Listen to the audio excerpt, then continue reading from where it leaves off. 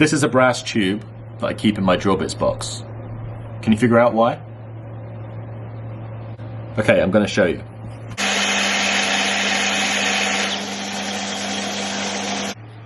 Okay, I've given myself a nice sharp edge on my brass tube there. Conventional drill bits won't drill through materials like paper and card. So we use this brass tip, and this operates like a hole punch. So you get perfectly neat holes every time. So I have my notebook here, my work notebook. I can drill through the corner of this book all the way through with my new fancy brass drill bit.